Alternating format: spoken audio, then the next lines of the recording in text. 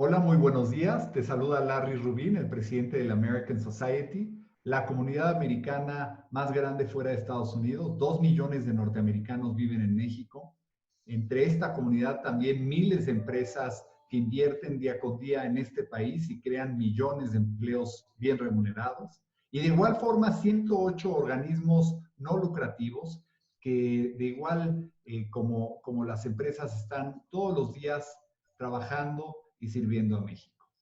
Con eso dicho, el día de hoy tenemos el gran agrado de contar con una colaboración muy particular, pero en especial a mí me da mucho gusto también darle la bienvenida a nuestra presidenta del Comité de Organizaciones, a Vivian Bardavid. Vivian, muy buenos días. Gracias, Larry. Y muy bienvenidos, estimados amigos. Es un gusto para el Organizations Committee de American Society presentarles este webinario titulado COVID-19 en México. ¿Qué sabemos y qué esperamos?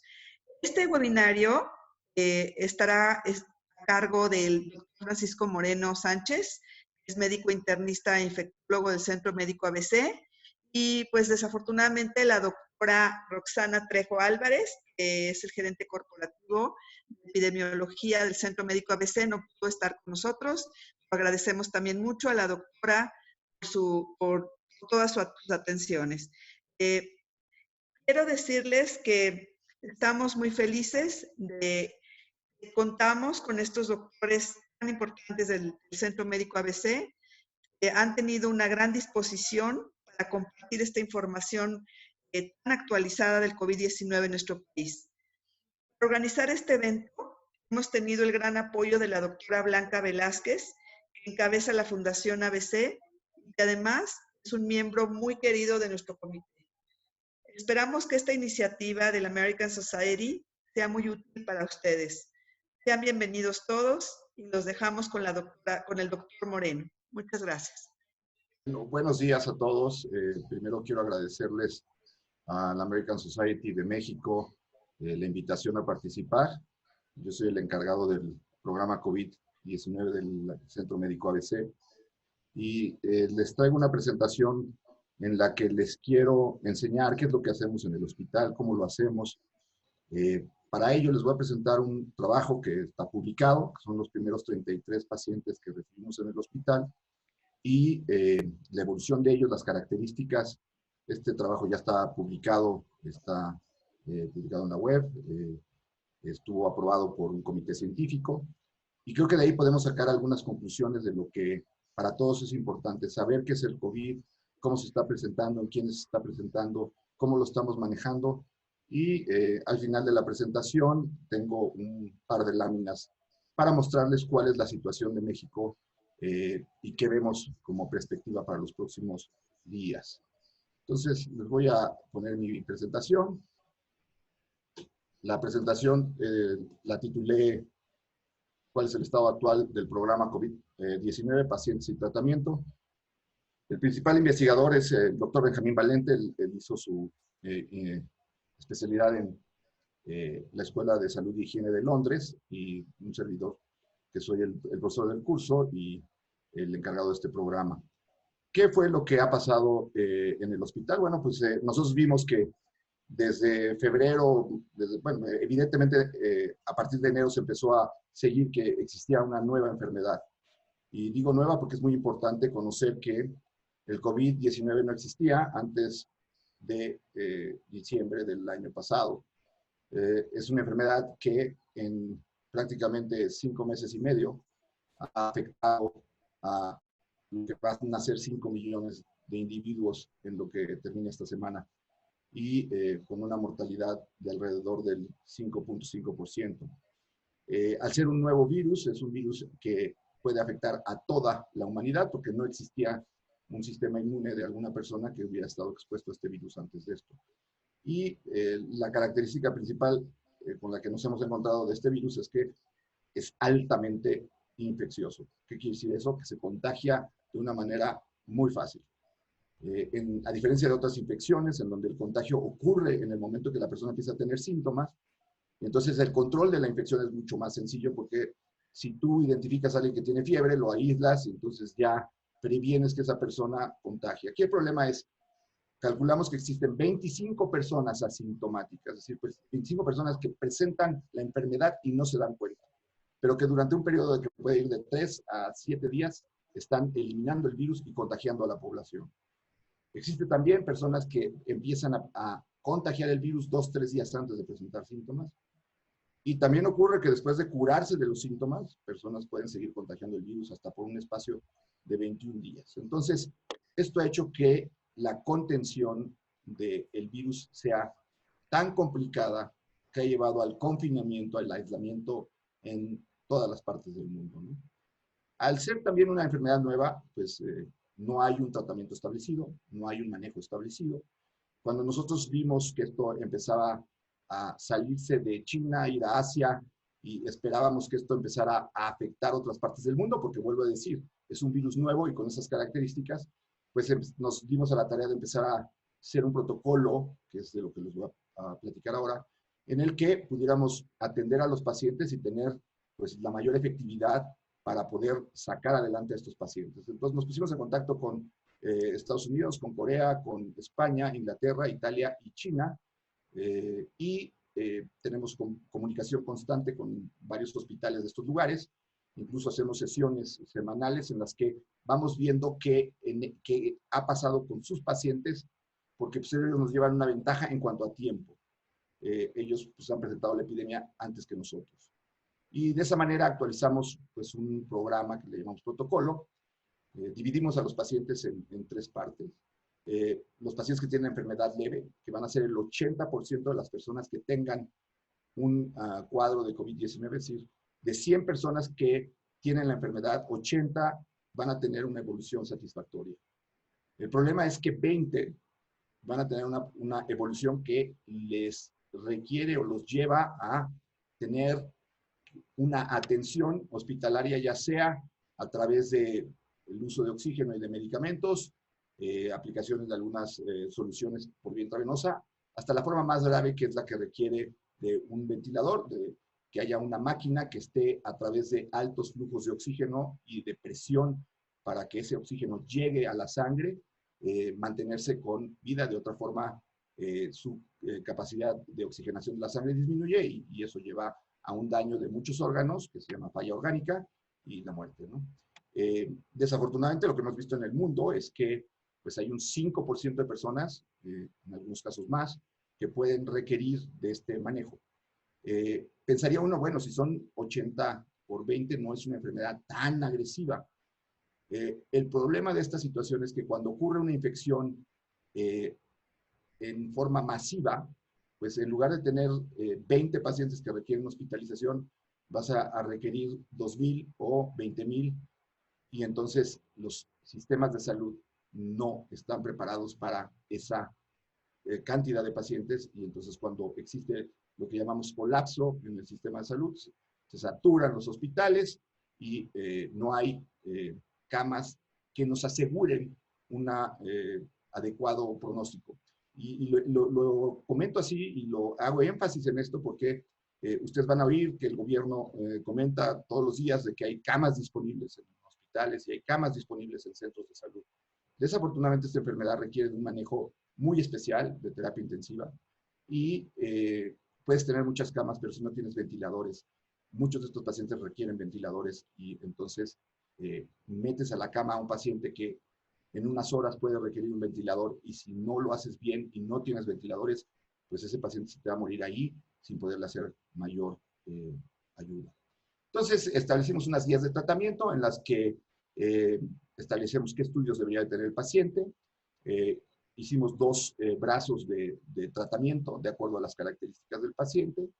Y de acuerdo al grado del estado crítico y de inflamación, consideramos utilizar un medicamento que ha sido una parte muy importante del tratamiento de estos pacientes, un medicamento que se daba curiosamente para otra enfermedad, artritis reumatoide, pero que en este descubrimiento de cosas que hemos tenido a través del tiempo, hemos visto que es bastante benéfico para pacientes que tienen una enfermedad crítica en donde hay una inflamación muy importante de su cuerpo. Entonces, unificamos criterios, vimos cuáles eran los que necesitábamos para meter meter al paciente al hospital, es decir, hay pacientes que se pueden manejar en casa con vigilancia.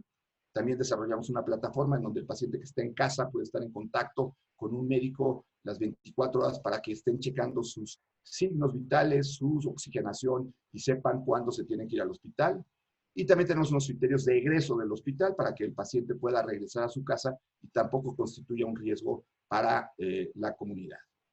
Y bueno, les quiero presentar los resultados de nuestros primeros 33 pacientes. De esto les va a ayudar un poquito a entender cuáles son las características que tenemos en los pacientes. Ahorita ya estamos alcanzando el número de 180 pacientes hospitalizados. Este artículo lo publicamos hace un mes. Queremos juntar una casuística mayor para poder presentar una actualización de esto. Pero estos son los primeros 33 pacientes. Si ustedes ven, la edad de los pacientes es más o menos lo que se ha hablado. Es alrededor de 60 años, siendo este factor, la edad, un factor de riesgo, pero con una variabilidad de -3, es decir, hay pacientes que llegan y que pueden tener 37, 38 años porque tienen otras características. El paciente que llega crítico tiene una edad a veces un poquitito mayor que la edad del paciente que llega con una neumonía severa, es decir, la edad no solamente se asocia a la hospitalización, sino también a gravedad. Como se ha reportado en todo el mundo, hay una predisposición del sexo masculino a tener más gravedad y tener más enfermedad crítica. Esto todavía no está bien determinado. Parece ser de acuerdo a ciertos marcadores de presión arterial. Las mujeres habitualmente tienen la presión más baja que los hombres y eso parece ser un factor que protege. Pero algo que ha sido muy importante en México y que quiero que quede como un mensaje realmente importante, porque a diferencia de lo que vivieron Italia y España, en donde tuvieron una alta mortalidad en base a una población de edad, es decir, en Italia y en España el promedio de edad es mayor que la edad de México. En México tenemos esta característica que nos hace muy vulnerables, la obesidad. Y el 80% de nuestros pacientes que llegan al hospital son pacientes que tienen obesidad. Incluso con índices de obesidad mórbida, sobre todo cuando son pacientes jóvenes, entre 35 y 60 años, en donde ellos, como factor de riesgo principal, tienen obesidad. Algo que también es interesante, y probablemente ya lo oyeron en algunos de los foros, porque se ha dicho, algunos pacientes que llegan tienen todo el cuadro clínico de COVID y su prueba es negativa, y una segunda prueba se vuelve positiva. Las pruebas no son 100% sensibles, es decir, hay pacientes que pueden tener una prueba falsamente negativa y en estos casos hemos sido capaces de detectar por el cuadro clínico y radiológico el que el paciente está enfermo y entonces se admitía. La mayor parte de los pacientes presentan fiebre y aumento de la frecuencia respiratoria y como el problema está en la oxigenación, hay una alteración en el oxígeno de la sangre. Esto más que todo, no me interesa mucho que vean el tratamiento y cómo la evolución ahorita les platico, pero lo que quería enseñarles aquí es la estancia hospitalaria. La duración de estancia hospitalaria es alrededor de 7 a 10 días en caso de pacientes que están con una neumonía severa, pero aumenta mucho en casos de pacientes que tienen una neumonía crítica. Y este es un punto fundamental porque lo que queremos ahora es tratar de que nuestros pacientes no evolucionen a una necesidad de ventilación. Cuando eso sucede, el paciente tiene que permanecer en el hospital en promedio 10 a 14 días, la estancia es más prolongada, te ocupa una cama por mayor tiempo y entonces te satura la posibilidad de atender más pacientes. Insisto, el problema es que tienes que tener ventiladores disponibles en cierto número. Calculamos más o menos acerca de estos casi ya 185 pacientes que tenemos que han llegado al hospital, que por cada 3 pacientes uno va a requerir ventilador. Entonces, si ya tienes un número de ventiladores ocupados y tienes un número de pacientes que están en cuestiones de neumonía severa, algunos de esos se pueden convertir en pacientes que requieran ventilador y no puedes llenar el piso de pacientes con neumonía severa si no tienes la posibilidad de rescatarlos con ventilador. Algunos marcadores que han sido similar a lo que se ha reportado en la literatura, que nos indican gravedad de la infección, pues se toman en cuenta. Y este es el primer reporte, como les comentaba. Vean la estancia hospitalaria en pacientes que están con neumonía severa, es de 7.5 días, y aquí es de 23 días. aquí este número se prolongó mucho porque pues, el número de pacientes era de 8 y hubo un paciente que tuvo una estancia muy prolongada.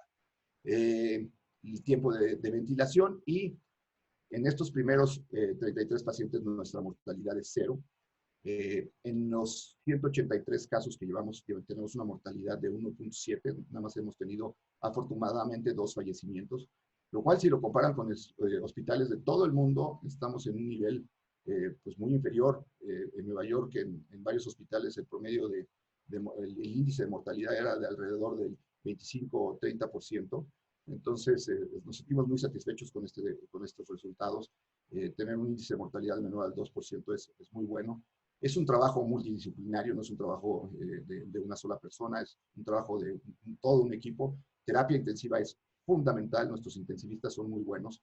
Y sí, porque en ciertas formas nos avisan y nos dicen, oigan, si les damos más ventiladores, pues el problema no es tener más ventiladores, es que ya no va a haber gente que pueda manejar tantos ventiladores y eso pues puede ser problemático. No todo el mundo sabe manejar un ventilador y la gente que tenemos es la gente más capacitada. Entonces, eso es parte a lo que hemos tenido en el hospital, las características de la población. Y ahora les quiero platicar un poquito de cómo vemos la salud en México. Hemos encontrado en el mundo que hay 2 tipos de curvas en cuanto a la posibilidad de contagios de esta enfermedad. Una es, desafortunadamente, la que estamos presentando en México, que se presentó en Italia, que se presentó en España, que se presentó en ciudades como Nueva York, en donde hay una transmisión acelerada de la infección, se enferman muchas personas al mismo tiempo. Ese es un problema porque de esas personas algunas van a requerir de tratamiento hospitalario y es cuando se saturan los sistemas de salud. La otra es lo que se logró en países como Corea del Sur, en Alemania, también lo lograron en Singapur, Islandia y Nueva Zelanda son ejemplos maravillosos de lo que es lograr estas medidas de contención, en donde lo principal es el confinamiento. Desafortunadamente, pues nosotros somos un país en donde gran parte de nuestra población pues vive al día, están en el comercio informal y pues no los puedes tener metidos en su casa porque si no se mueren de hambre. En países donde sí se logró hacer esto, entonces el número de casos es más lento, te permite tener un sistema de salud capaz de controlar a los ingresos de pacientes y entonces la mortalidad disminuye en una forma muy, muy importante. México, si ustedes ven la curva anterior, que es esta, y ven lo que ha pasado con México, pues para mayo estábamos aquí, ¿no? México ha llevado un sistema único en el mundo, muy criticado por todo el mundo. Es un sistema que se llama Centinela, en donde lo que hacen es buscar áreas en donde se prueban a varios individuos y en base a lo que está pasando en esa área, pues decides qué es lo que está pasando en el país. Cuando todo el mundo lo que ha optado es por hacer pruebas, pruebas y pruebas. Evidentemente este sistema que no está aprobado por la Organización Mundial de la Salud, lo que hace es una disminución en los costos, porque pues, las pruebas son costosas, y si tú estás haciendo muchas pruebas, pues es muy costoso, ¿no? Para que se den una idea, hoy México aparece como el país número 17 en número de casos, como el país número 12 en número de fallecimientos, y somos el país número 145 en número de pruebas realizadas. Es decir, hay 144 países que han realizado más pruebas que nosotros. Entonces, esta curva que tenemos aquí, pues es una curva que hacemos en base a las pruebas que tenemos. Y entonces, cuando tú no tienes suficientes pruebas, pues no puedes determinar bien cuándo va a ser el pico. Pensamos que estamos en el pico. Tampoco podemos saber cuánto tiempo va a durar el pico, porque tampoco tienes suficientes pruebas. Y lo que es peor, no puedes asegurar cuándo estás en el descenso de tu curva en condiciones adecuadas como para poderte abrir otra vez a la normalidad o a lo que están llamando nueva normalidad. Al no tener pruebas, ese está siendo un problema. Entonces, yo aquí pongo qué ventajas podemos tener de esta exposición rápida y qué desventajas. Evidentemente, esa curva tan aumentada tiene un aumento abrupto del número de infectados, un aumento del número de pacientes que requieren hospitalización, aumento de requerimientos de ventiladores, como les comentaba, y lleva a un aumento de muertes. Esto, pues, lo estamos viviendo en México. Estamos teniendo, por decirles una cifra que es importante, el pasado martes tuvimos 353 muertes, que contribuyó al 11% de la mortalidad mundial. Es decir, México participó con 11% de la mortalidad que hubo por COVID ese día, lo cual pues, es muy preocupante, más cuando el martes se hablaba de que el miércoles, bueno, no solamente se hablaba, sino se hizo, el miércoles se abría el programa de regreso a la normalidad, justo el día después de que tuvimos el mayor índice de el mayor número de muertos en un día. La única ventaja que tiene esto es que vas a exponer a una población a una rápida contagio. Y al haber un contagio rápido, también hay una presencia de inmunidad en una forma muy importante.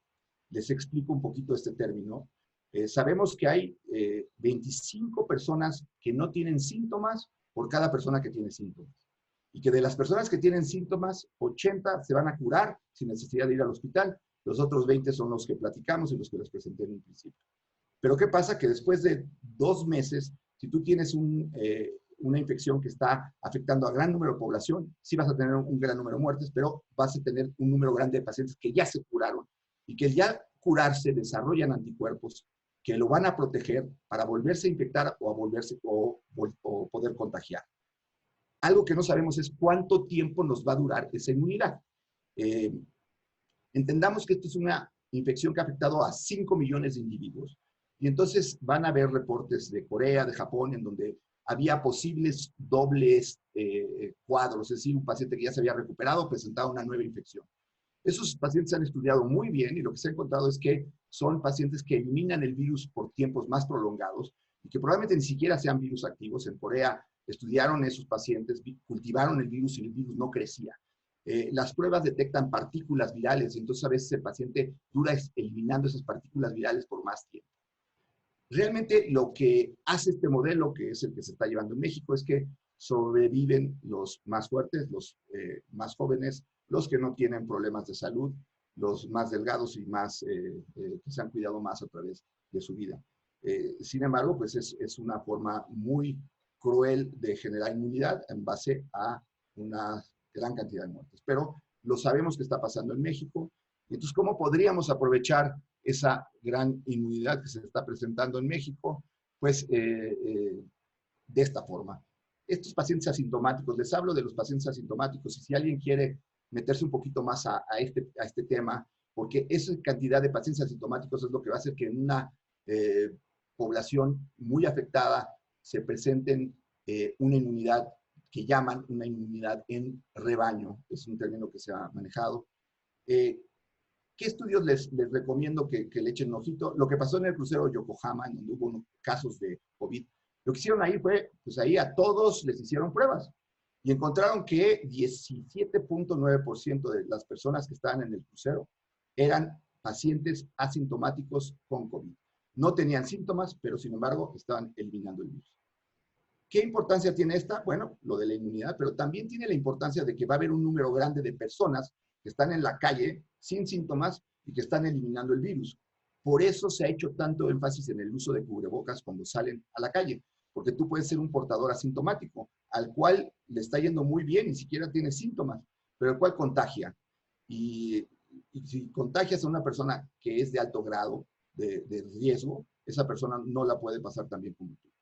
Esto mismo se hizo en un grupo en Islandia y la Universidad de Stanford lo hizo en Santa Clara y encontraron que ahí había un promedio de 30 a 33% de asintomáticos. ¿Qué quiere decir? Que por cada paciente que tenía síntomas había 30 o 33. ¿Por qué la diferencia?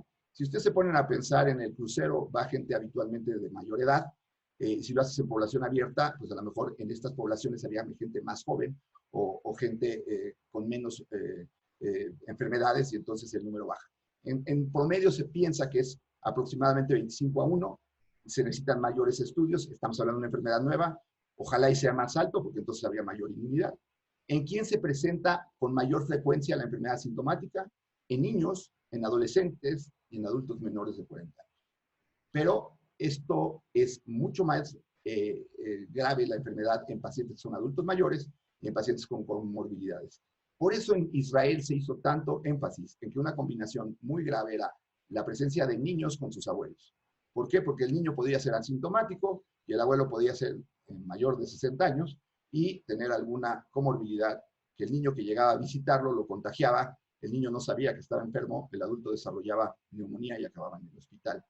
Es por eso que a este grupo de personas, las tenemos que mantener confinadas más tiempo. Y cuando se empiece a abrir el país, tenemos que ser muy cautelosos con este grupo, porque si no, lo que podemos tener aquí, y les quisiera decir, es esta curva, cuando empieza a bajar, si tú tienes una segunda ola de contagios, porque los que salen del confinamiento salen en un momento en donde todavía la epidemia está presente, esta tiene una doble joroba. Tú lo que tratas es que las siguientes olas vayan a ser cada vez menores. Pero si tú sales a destiempo, esto puede ocurrir que aquí se mantenga otra vez la meseta y entonces el número de enfermos continúa siendo alto. Necesitamos para esto, para saber la capacidad de inmunidad, las pruebas serológicas. Les comentaba ahorita antes de empezar la presentación que nos cancelaron el martes por parte de COFEPRIS las pruebas serológicas que estábamos mandando a la Clínica Mayo, porque no confía la COFEPRIS en los resultados, siendo pues que ustedes saben que la Clínica Mayo es un centro de referencia.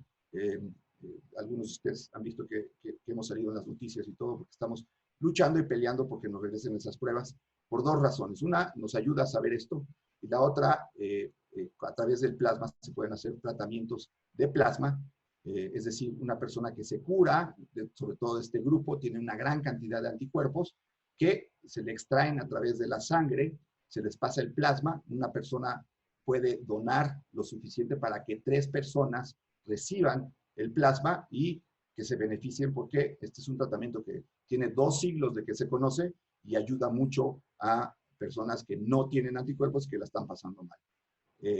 La prueba que mandamos a la Clínica Mayo nos decía qué personas tenían el mayor título de anticuerpos y por lo tanto podíamos utilizar de alguna forma la mejor medicina para estos pacientes.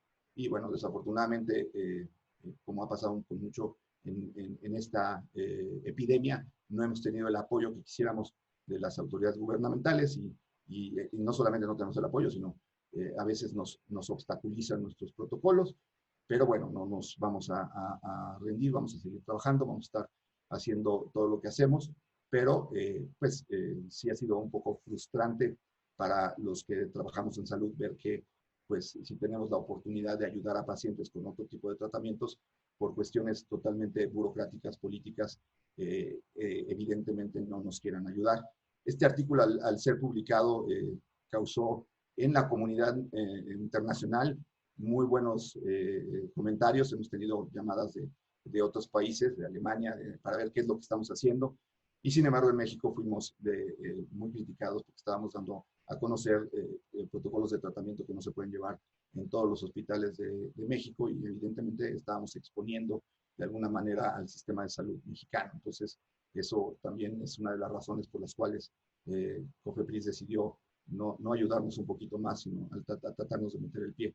Pero insisto, esto lo vamos a pelear y vamos a seguir trabajando para poder darles a los que lo necesitan. Espero que nadie de aquí se le llegue a ofrecer, pero queremos dar el mejor tratamiento y las mejores opciones terapéuticas para las personas que lo necesitan.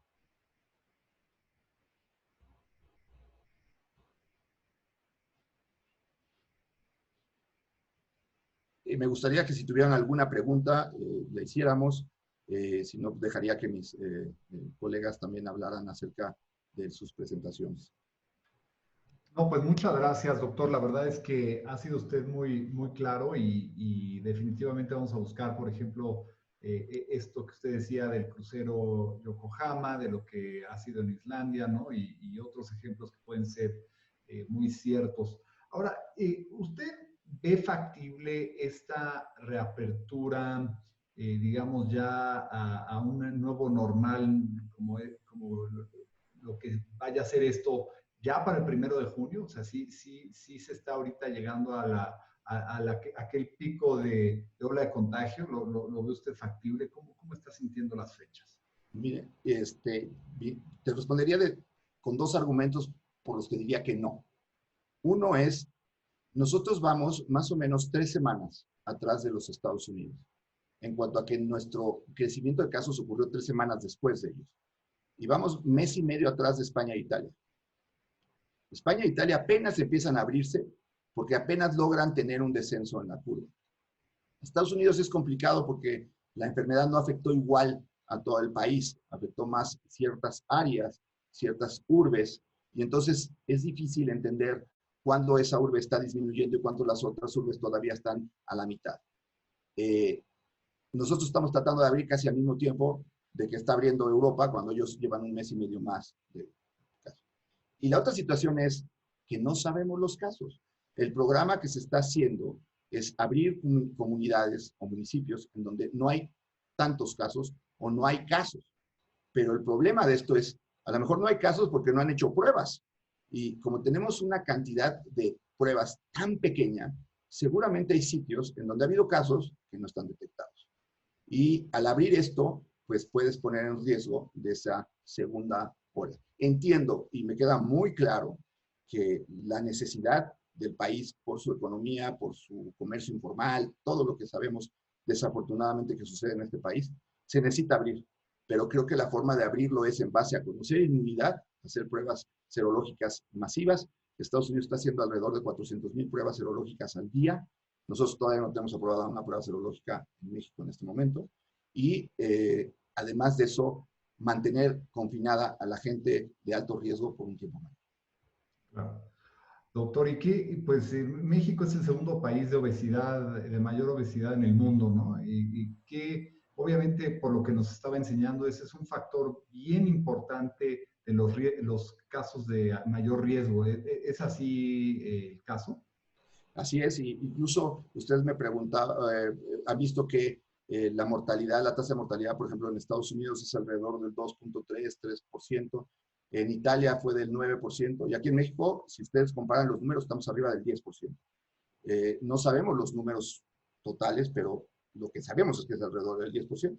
Y lo que vemos nosotros en el hospital es una cantidad importante de gente con obesidad. Entonces, sí está teniendo un impacto ese factor, y con más razón hay que tener mucho cuidado, porque entonces pues, las cosas pueden ponerse bien.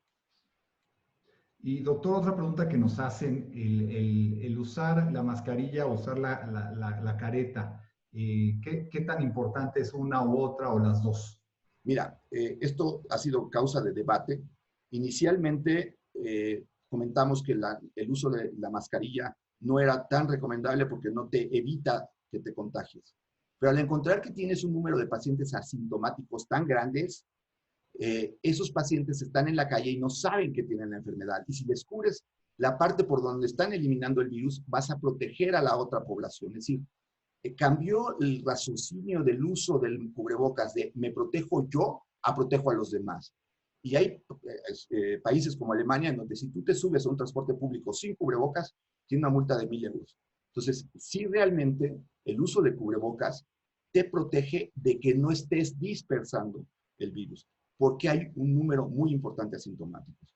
Se habla, por ejemplo, de dejar que en las escuelas empiece a abrirse a las escuelas hacia la comunidad. El problema es que en la escuela pues, van niños que van a tener una evolución muy benigna, pero el niño regresa a la casa, en donde a lo mejor, y en México es muy común, vive la abuelita, vive la tía, vive alguien que tiene diabetes, sus propios padres, y entonces empiezas a exponer esa población de riesgo por abrir escuelas. Es muy cierto. Y doctor, ¿qué hay de cierto, por ejemplo, las personas que a fuerzas tienen que subirse a transporte público, usar el metro, etcétera, etcétera, que se pueden contagiar inclusive de tocar el barandal, tocar el plástico, deben de usar guantes? ¿Nos podría elaborar sobre el mismo?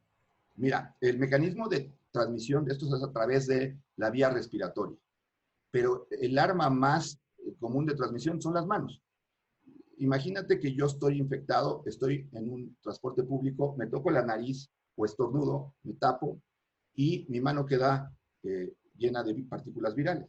Toco el barandal y sabemos que el virus puede persistir viable hasta 48 horas en superficies inertes. Entonces, dejo mi mano ahí, en lugar de dejar mi huella digital, dejo una cantidad enorme de virus que llega a la siguiente persona, toca ese barandal, se toca la cara y entonces se autocontagia. Por eso es tan importante el lavado de manos y por eso es tan importante tener cubrebocas, porque si tú tienes el cubrebocas y hablas y salen gotitas de saliva, o si estornudas o si toses, esto te va a impedir que estés dispersando el virus. Sí, totalmente cierto, es un virus muy contagioso y las manos son nuestros instrumentos. Que lleves guantes. Pasa lo mismo si tú estornudas con el guante. El guante lo que va a hacer es poner el virus en el mismo sitio, de la misma forma, y la siguiente persona se va a contagiar. Si la siguiente persona también trae guantes, pero hace el mismo mecanismo, a través del guante se va a auto-inocular el virus. Entonces, los guantes, pues no te protegen tanto como crees, porque siguen siendo vías a través de las cuales te puedes infectar o contagiar. Es muy cierto. Y bueno, pues vamos a tener que vivir con el COVID tan siquiera 6, 12 o más meses entre nosotros aquí en México. ¿Cómo ve usted, digamos, este segundo semestre? ¿Cómo va a ser ese nuevo normal, doctor? Porque pues el COVID estará rondando de todas formas, ¿no? Entonces, ¿cómo lo visualiza? Yo visualizo un mundo diferente, un mundo en donde la higiene sea primordial, en donde volvamos a tener que pensar en nuestra salud como una cuestión sumamente importante, en donde tener hábitos adecuados. Nos hemos vuelto muy hacia la cuestión de la economía, el trabajo, mientras más rindo, mejor, y hemos descuidado nuestra salud con malos hábitos alimenticios, malas horas de sueño, y eso todo se está realmente cambiando ahora. Ese debe ser una enseñanza muy grande que tenemos que tener después de esta pandemia. Tenemos que cuidarnos. Aquí la gente que ha sido descuidada, pues realmente no tiene el tiempo para regresar a una talla adecuada o bajar de peso lo suficiente, pero la está pagando. Vamos a tener que tener un cambio en nuestra relación social, porque vamos a tener que mantener pues cierta distancia, evitar saludos como los hacíamos o solíamos hacer. Y durante un tiempo vamos a tener que usar cubrebocas y mantener protocolos pues, importantes en cuanto a distanciamiento, cómo se van a servir los alimentos en ciertos eventos, tratar de tener reuniones en espacios más abiertos, no cerrados, no tener grandes conglomerados de personas en un mismo sitio. Todo eso lo veo como algo que se va a tener que hacer muy pronto. Y finalmente, la pregunta del $1.000.000, doctor. La vacuna, se ha hablado del retroviral. ¿Qué nos dice? ¿Qué viene próximamente? ¿Se ve algo o lo ve todavía lejano? Pues mira, en cuanto a tratamientos, seguimos no teniendo un tratamiento que sea la panacea, es decir, los tratamientos han demostrado, los mejores de ellos, que pueden en un momento dado tener una ventaja en cuanto a que disminuyen los días de estancia hospitalaria, en algunos casos disminuyen la mortalidad, pero no son 100% efectivos, tal es el caso del Remdesivir, y también, en cierta forma, el plasma puede ayudar a eso. No tenemos un tratamiento específico, se está buscando, mientras más tiempo pase, pues seguramente vamos a poder lograr tener algo mejor. En cuanto a la vacuna, mi mejor pronóstico es que la tengamos, si nos va súper bien, para febrero o marzo del año que entra. El desarrollo de una vacuna no es nada más desarrollar la vacuna, es probarla, ver que no tenga efectos, es exponer a gente hacia el virus, es una serie de cosas que es muy complicado. Claro. Y después el llegar a miles de millones de personas alrededor del mundo, ¿no? Que es el otro reto grande, definitivamente. Vivian, sé que tienes un último comentario. Esta información tan precisa acerca del COVID y puedo decir, tan práctica, científica, nos ayuda muchísimo a tomar medidas muy concretas para el futuro. Hay varias organizaciones que nos han preguntado varias de los datos que nos está haciendo favor, que nos han hecho favor de pasarnos en esta plática, y agradecemos muchísimo todo su apoyo y la verdad es que es una gran ayuda para todos nosotros. Muchas gracias y muy bienvenidos. Definitivamente, doctor, de parte de la American Society y de toda la comunidad norteamericana, le agradecemos mucho el que nos haya compartido esta información tan valiosa. Esperemos que a lo mejor en 15 días, algo así, a lo mejor podamos sentarnos para que nos dé su evaluación de cómo va progresando, digamos, esta enfermedad o cómo va progresando una cura probable, ¿no? Y justo la pandemia en México. Pero estos minutos que ha podido compartir con nosotros pues han sido extremadamente útiles y le agradecemos muchísimo, doctor. Al contrario, muchas gracias a ustedes y no tenía red social hasta diciembre que empezó esto. Mi Twitter es @dr de Dr. Paco Moreno 1 y creo que tratamos de dar información que es real, verídica. Desafortunadamente, tanta información también a veces es un poquito complicada si no se tienen fundamentos y hay muchas cosas que se suben y que se ven que no son correctas. Así es que les agradezco mucho y espero que les sea de utilidad y con gusto nos veremos en un futuro. Espero que siempre por video y no en el hospital. Un abrazo grande a todos.